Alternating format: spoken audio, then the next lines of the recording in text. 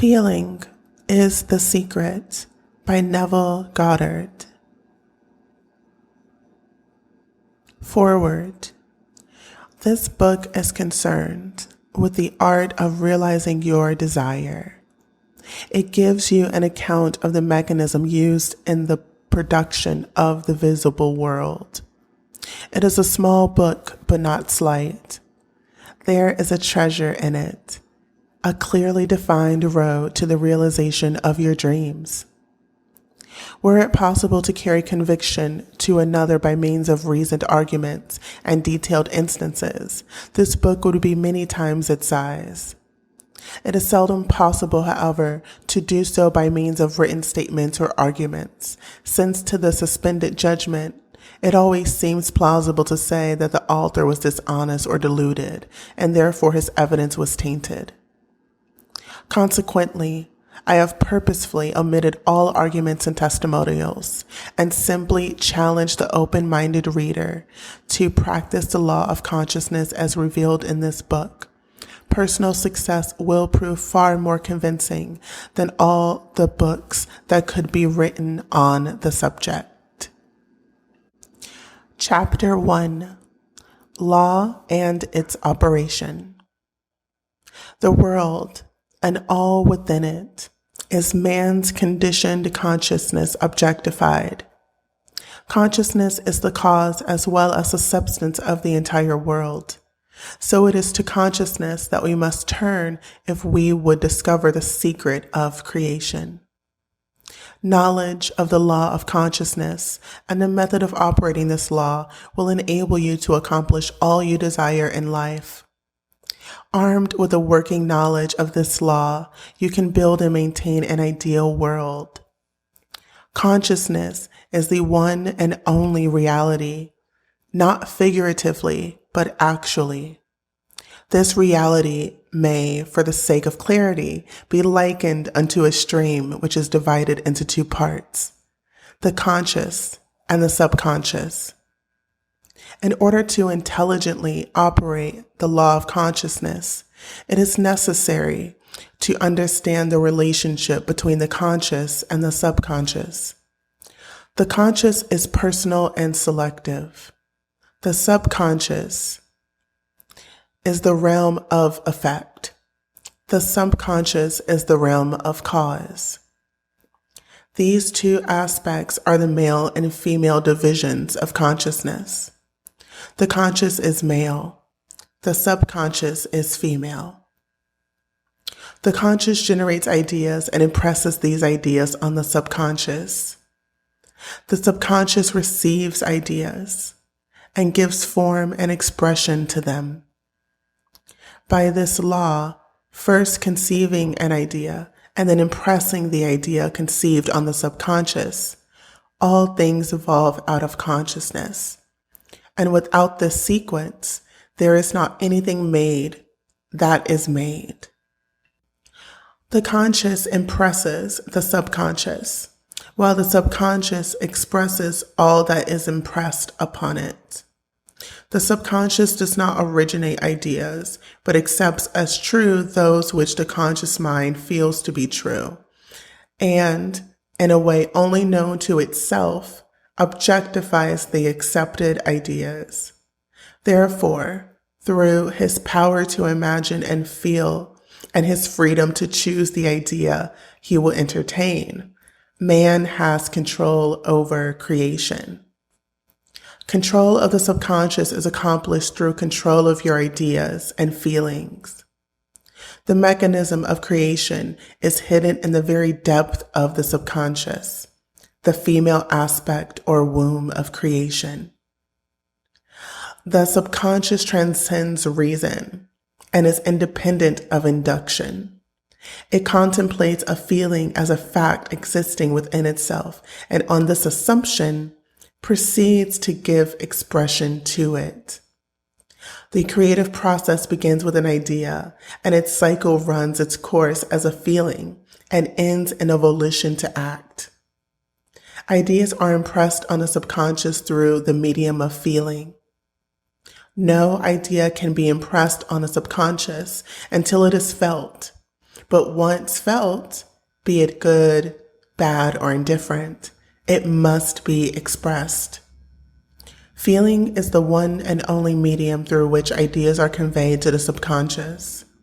Therefore, the man who does not control his feeling may easily impress the subconscious with undesirable states.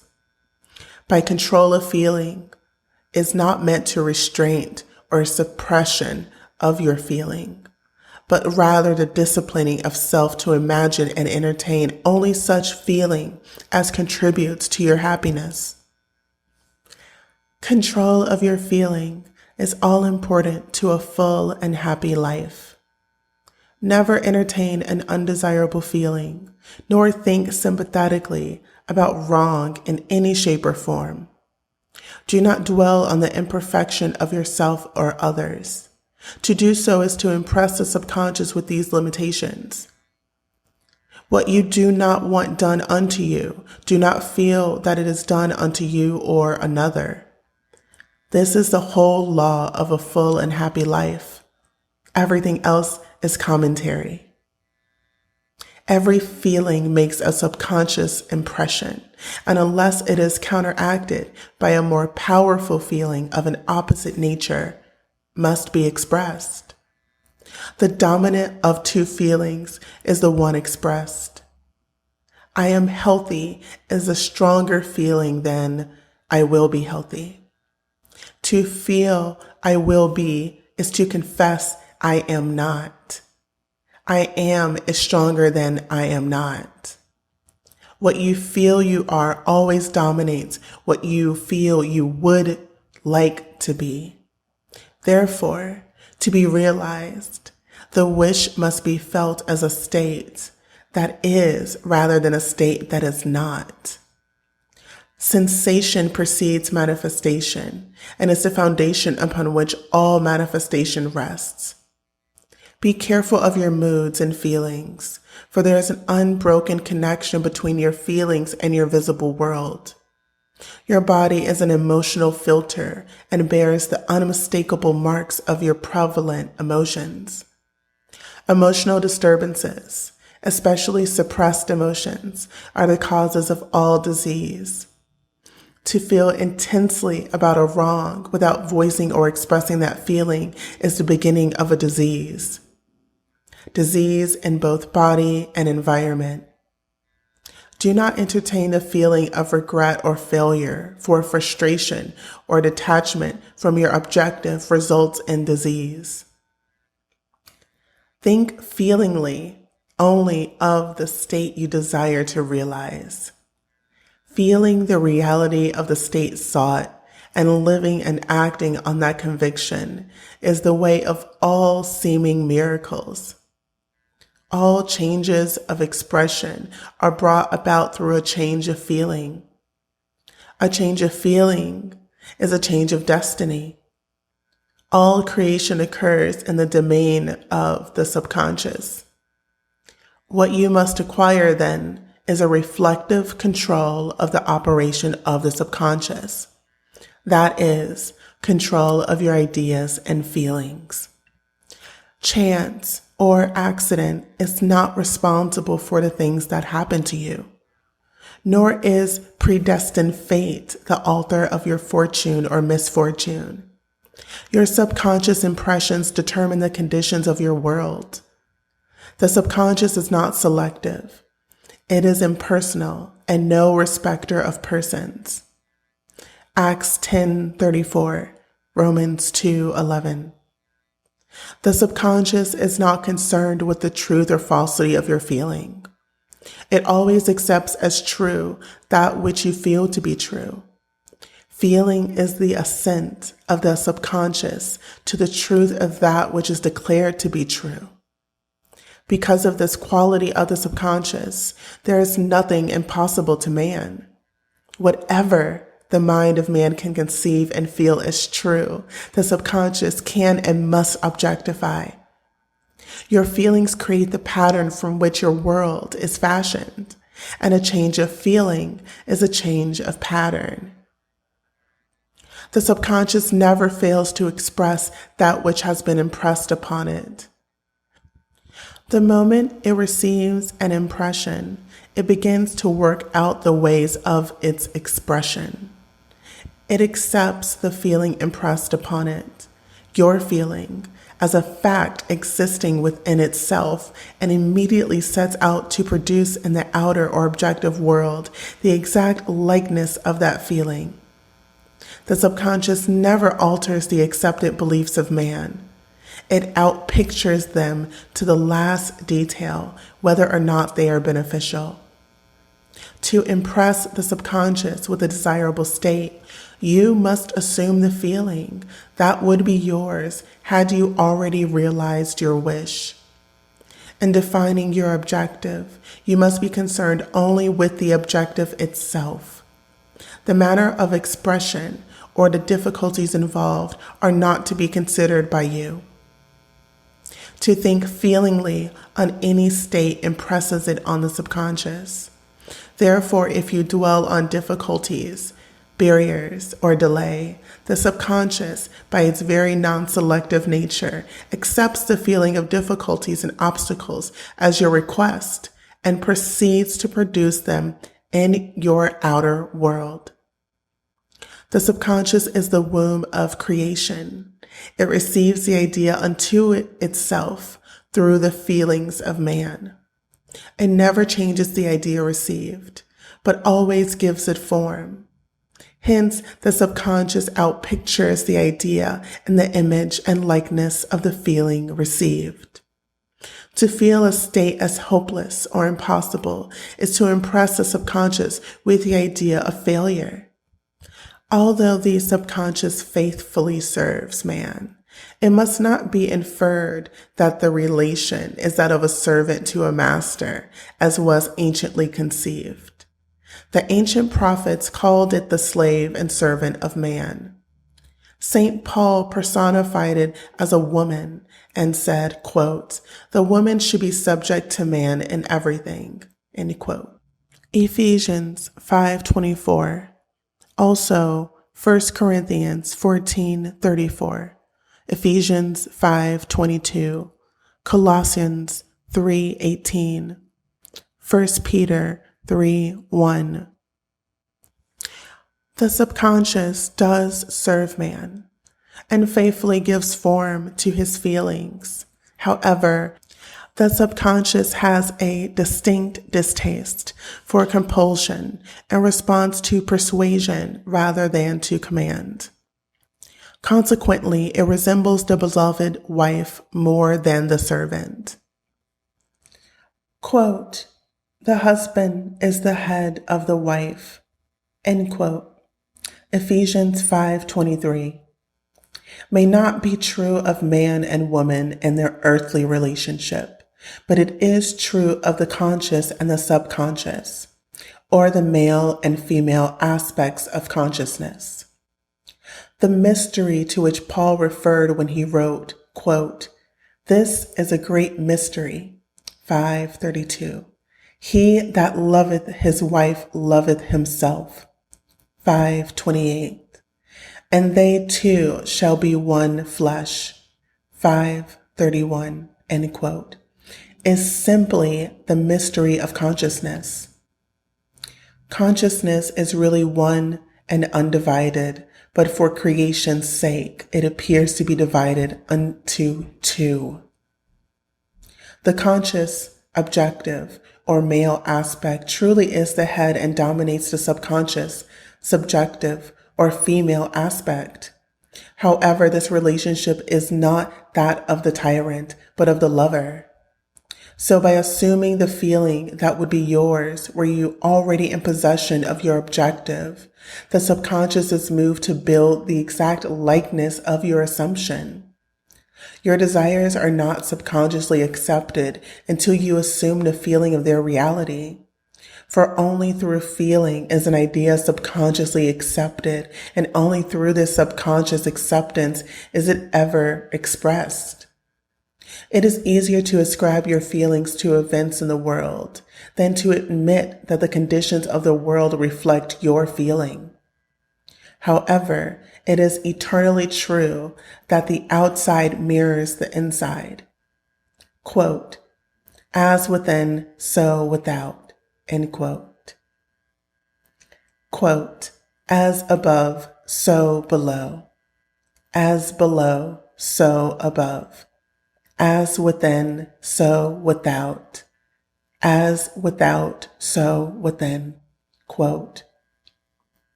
Quote, correspondence, end quote. The second of the 7 principles of Hermes, Trismegistus. Quote, a man can receive nothing unless it is given him from heaven, end quote. John 3:27.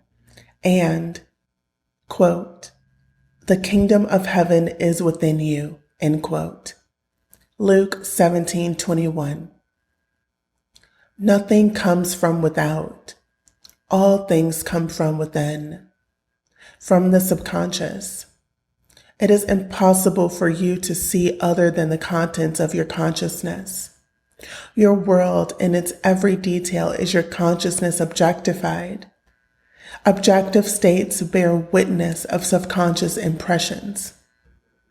A change of impression results in the change of expression. The subconscious accepts as true that which you feel as true.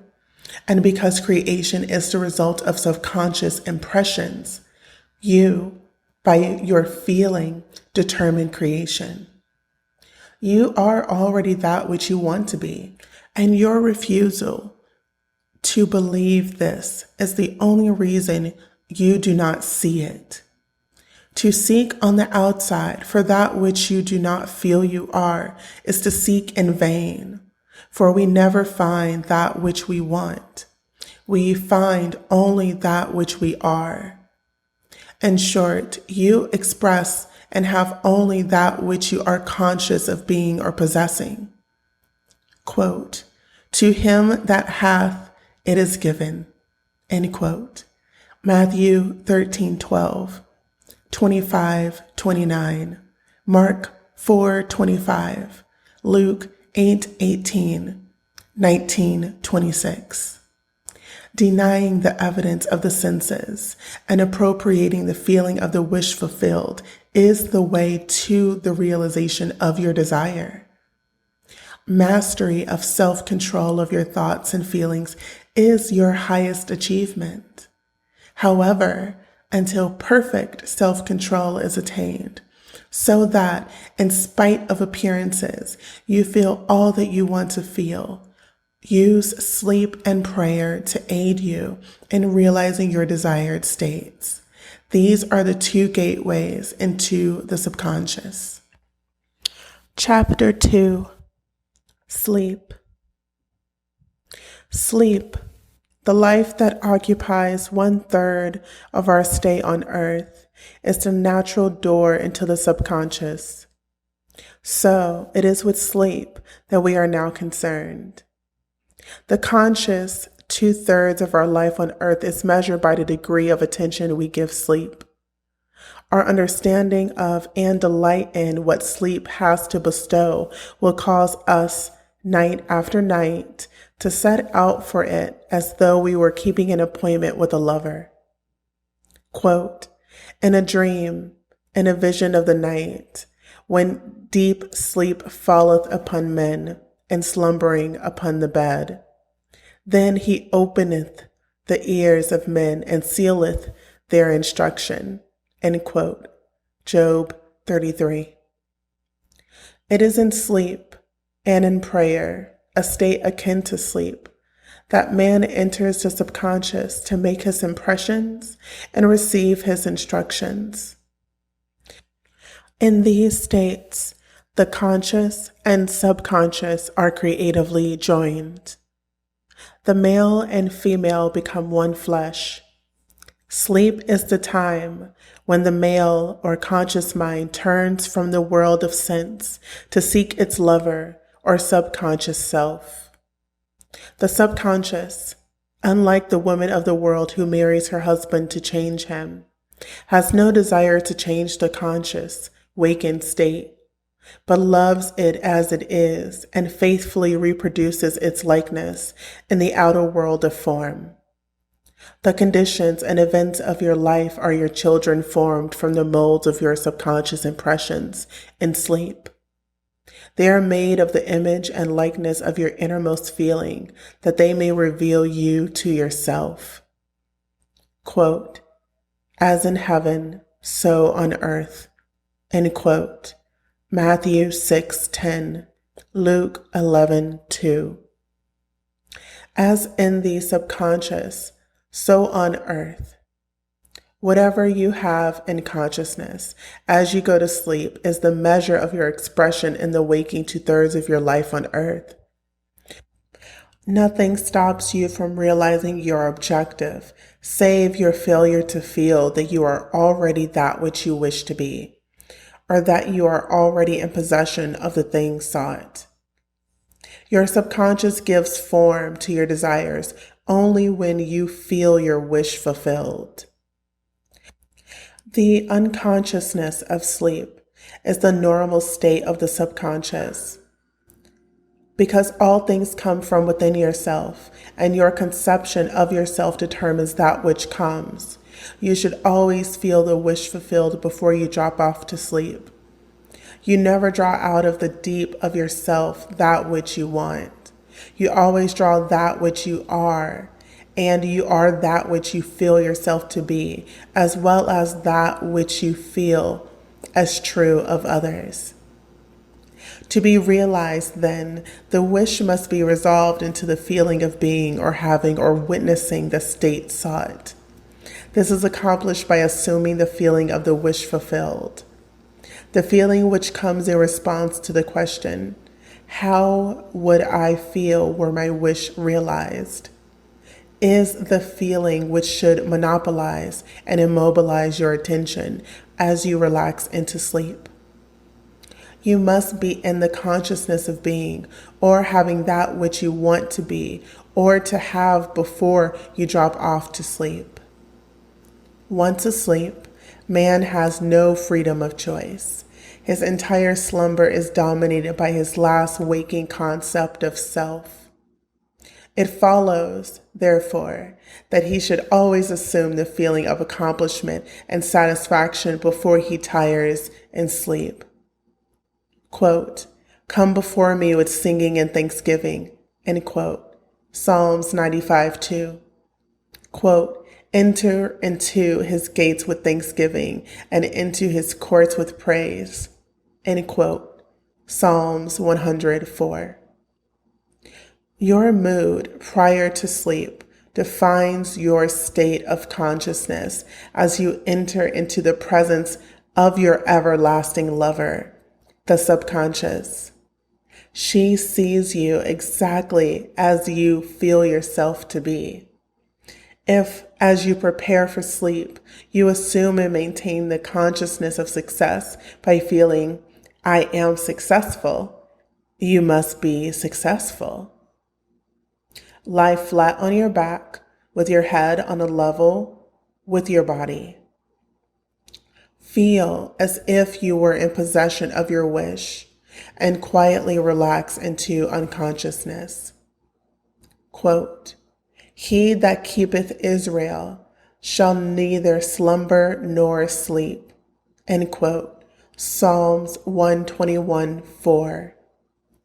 Nevertheless, quote, he giveth his beloved sleep. End quote. Psalm 127:2. The subconscious never sleeps. Sleep is the door through which the conscious waking mind passes to be creatively joined to the subconscious. Sleep conceals the creative act, while the objective world reveals it. In sleep, man impresses the subconscious with his conception of himself. What more beautiful description of this romance of the conscious and subconscious is there than told in the Song of Solomon? Quote, by night on my bed, I sought him whom my soul loveth. 3:1. I found him whom my soul loveth. I held him, and I not let him go, until I had brought him into my mother's house, and into the chamber of her that conceived me. End quote. 3:4. Preparing to sleep, you feel yourself into the state of the answered wish, and then relax into unconsciousness. Your realized wish is he whom you seek. By night, on your bed, you seek the feeling of the wish fulfilled, that you may take it with you into the chamber of her that conceived you, into sleep or the subconscious which gave you form, that this wish also may be given expression. This is the way to discover and conduct your wishes into the subconscious. Feel yourself in the state of the realized wish and quietly drop off to sleep. Night after night, you should assume the feeling of being, having, and witnessing that which you seek to be, possess, and see manifested. Never go to sleep feeling discouraged or dissatisfied. Never sleep in the consciousness of failure. Your subconscious, whose natural state is sleep, sees you as you believe yourself to be. And whether it be good, bad, or indifferent, the subconscious will faithfully embody your belief. As you feel, so do you impress her. And she, the perfect lover, gives form to these impressions and outpictures them as the children of her beloved. Quote, "Thou art all fair, my love. There is no spot in thee." End quote. Song of Solomon 4:7 is the attitude of mind to adopt before dropping off to sleep. Disregard appearances and feel that things are as you wish them to be. For, quote, "He calleth things that are not seen as though they were, and the unseen become seen." End quote. Approximately Romans 4:17. To assume the feeling of satisfaction is to call conditions into being which mirror satisfaction.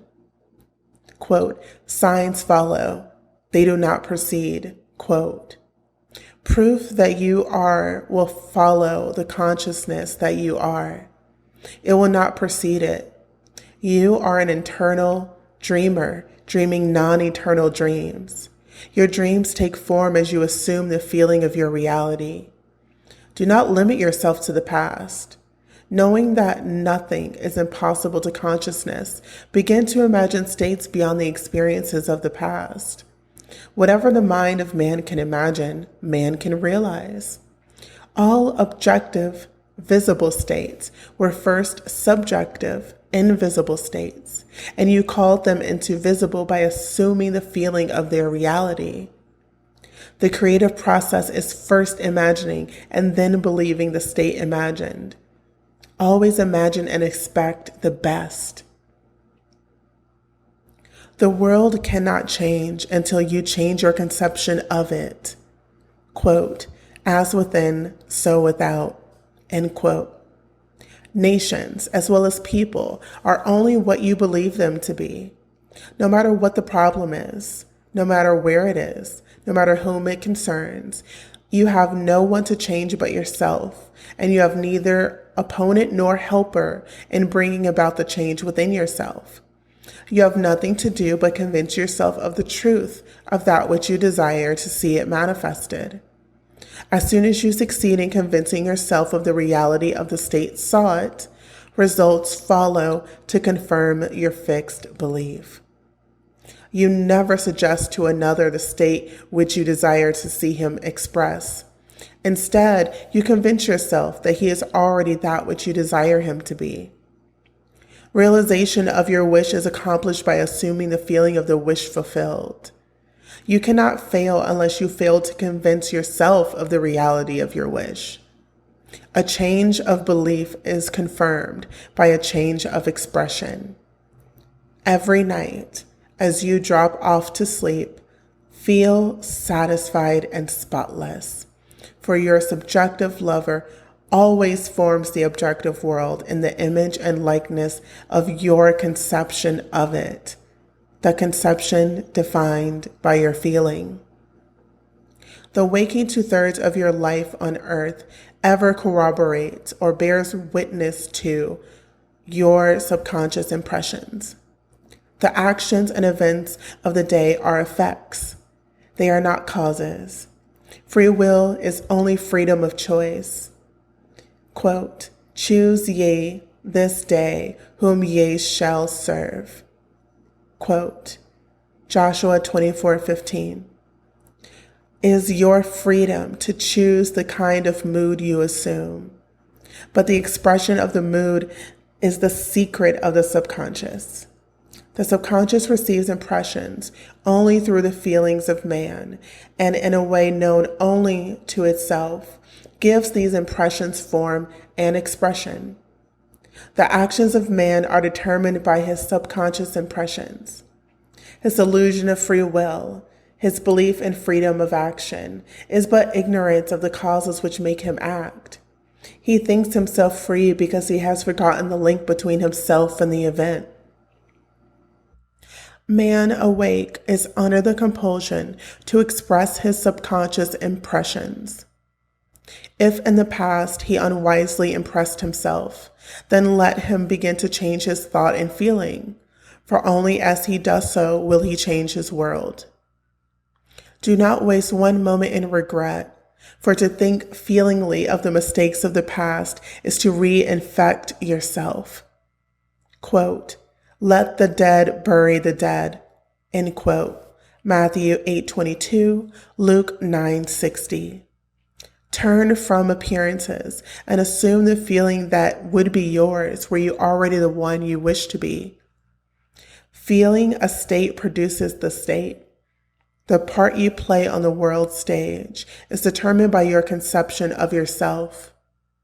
By feeling your wish fulfilled and quietly relaxing into sleep, you cast yourself in a star role to be played on earth tomorrow.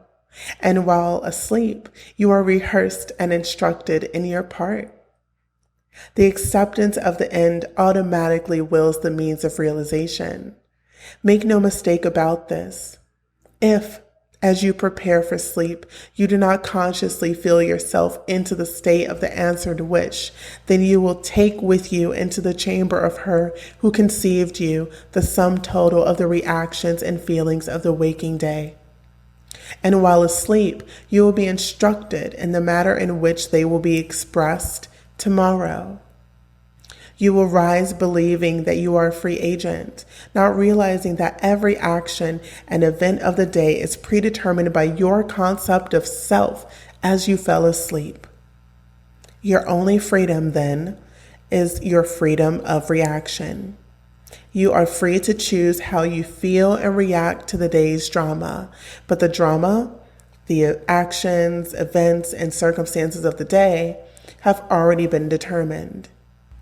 Unless you consciously and purposely define the attitude of mind with which you go to sleep, you unconsciously go to sleep in the composite attitude of mind made up of all the feelings and reactions of the day. Every reaction makes a subconscious impression, and unless counteracted by an opposite and more dominant feeling, is the cause of future action. Ideas enveloped in feeling are creative actions. Use your divine right wisely. Through your ability to think and feel, you have dominion over all creation. While you are awake, you are a gardener selecting seeds for your garden. But, quote, "Except a corn of wheat fall into the ground and die, it abideth alone. But if it die, it bringeth forth much fruit." End quote. John 12:24. Your conception of yourself as you fall asleep is the seed you drop into the ground of the subconscious. Dropping off to sleep feeling satisfied and happy compels conditions and events to appear in your world which confirm these attitudes of mind. Sleep is the door into heaven. What you take in as a feeling, you bring out as a condition, action, or object in space. So sleep in the feeling of the wish fulfilled, as in consciousness, so on earth. Chapter 3. Prayer. Prayer, like sleep, is also an entrance into the subconscious. Quote, when you pray, enter into your closet, and when you have shut your door, pray to your Father which is in secret, and your Father which is in secret shall reward you openly. End quote. Matthew 6:6. Prayer is an illusion of sleep, which diminishes the impression of the outer world and renders the mind more receptive to suggestion from within. The mind in prayer is in a state of relaxation and receptivity akin to the feeling attained just before dropping off to sleep. Prayer is not so much what you ask for as how you prepare for its reception. Quote, whatsoever things ye desire, when ye pray, believe that you have received them, and ye shall have them. End quote. Mark 11:24. The only condition required is that you believe that your prayers are already realized. Your prayer must be answered if you assume the feeling that would be yours were you already in possession of your objective. The moment you accept the wish as an accomplished fact, the subconscious finds the means for its realization. To pray successfully, then, you must yield to the wish, that is, feel the wish fulfilled. The perfectly disciplined man is always in tune with the wish as an accomplished fact. He knows that consciousness is the one and only reality, that ideas and feelings are facts of consciousness and are as real as objects in space. Therefore, he never entertains a feeling which does not contribute to his happiness, for feelings are the causes of the actions and circumstances of his life. On the other hand, the undisciplined man finds it difficult to believe that which is denied by the senses, and usually accepts or rejects solely on appearances of the senses. Because of this tendency to rely on the evidence of the senses, it is necessary to shut them out before starting to pray, before attempting to feel that which they deny. Whenever you are in a state of mind, quote, I should like to, but I cannot, end quote, the harder you try, the less you are able to yield to the wish. You never attract that which you want, but always attract that which you are conscious of being. The prayer is the art of assuming the feeling of being and having that which you want. When the senses confirm the absence of your wish, all conscious effort to counteract this suggestion is futile and tends to intensify the suggestion. Prayer is the art of yielding to the wish and not forcing the wish. Whenever your feeling is in conflict with your wish, feeling will be the victor. The dominant feeling invariably expresses itself. Prayer must be without effort. In attempting to fix an attitude of mind which is denied by the senses, effort is fatal. To yield successfully to the wish as an accomplished fact, you must create a passive state, a kind of reverie or meditative reflection similar to the feeling which precedes sleep. In such a relaxed state, the mind is turned from the objective world and easily senses the reality of a subjective state. It is a state in which you are conscious and quite able to move or open your eyes, but have no desire to do so. An easy way to create this passive state is to relax in a comfortable chair or on a bed. If on a bed, lie on your back with your head on the level with your body. Close the eyes and imagine that you are sleepy. Feel, I am sleepy, so very sleepy. In a while, a faraway feeling accompanied by a general lassitude and a loss of all desire to move envelops you. You feel a pleasant, comfortable rest and not inclined to alter your position. although under other circumstances, you would not be at all comfortable. When this passive state is reached, imagine that you have realized your wish. Not how it was realized, but simply the wish fulfilled. Imagine in picture form what you desire to achieve in life. Then feel yourself as having already achieved it. Thoughts produce tiny little speech movements, which may be heard in the passive state of prayer as pronouncements from without. However, this degree of passivity is not essential to the realization of your prayers.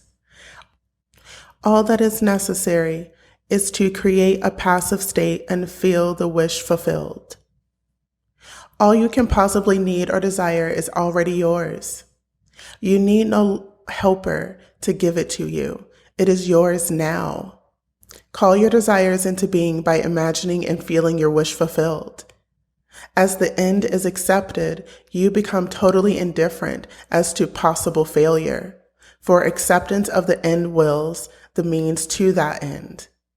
When you emerge from the moment of prayer, it is as though you were shown the happy and successful end of a play, although you were not shown how that end was achieved. However, having witnessed the end, regardless of any anticlimactic sequence, you remain calm and secure in the knowledge that the end has been perfectly defined. Chapter 4, Spirit, Feeling. Quote, "Not by might, nor by power, but by my spirit, saith the Lord of hosts." End quote. Zechariah 4:6. Get into the spirit of the state desired by assuming the feeling that will be yours, where you are already the one you want to be. As you capture the feeling of the state sought, you are relieved of all effort to make it so, for it is already so. There is a definite feeling associated with every idea in the mind of man. Capture the feeling associated with your realized wish by assuming the feeling that would be yours, where you are already in possession of the thing you desire, and your wish will objectify itself. Faith is the feeling. Quote, "According to your faith, feeling, be it unto you." End quote. Matthew 9:29. You never attract that which you want, but always attract that which you are. As a man is, so does he see. Quote, "To him that hath it shall it be given to him, that hath not it shall be taken away." End quote. Matthew 13:12, 25-29. Mark 4:25. Luke 8:18, 19-26. That which you feel yourself to be, you are, and you are given that which you are. So assume the feeling that would be yours where you're already in possession of your wish, and your wish must be realized. Quote, "So God created man in his own image. In the image of God created he him." End quote. Genesis 1:27. Quote, "Let this mind be in you, which was also in Christ Jesus, who being in the form of God thought it not robbery to be equal with God." End quote. Philippians 2:5-6. You are that which you believe yourself to be. Instead of believing in God or in Jesus, believe you are God or you are Jesus. Quote, "He that believeth on me, the works that I do, shall he do also." End quote. John 14:12. Should be, quote, "He that believes as I believe the works that I do, he do also." End quote. Jesus found it not strange to do the works of God because he believed himself to be God. Quote, "I and my Father are one." End quote. John 10:30. It is natural to do the works of the one you believe yourself to be. So, live in the feeling of being the one you want to be, and that you shall be. When a man believes in the value of the advice given him and applies it, he establishes within himself the reality of success. The end. Thank you so much for listening. I hope that you have enjoyed this book, Feeling is the Secret by Neville Goddard, audio by Asha. Have a beautiful day.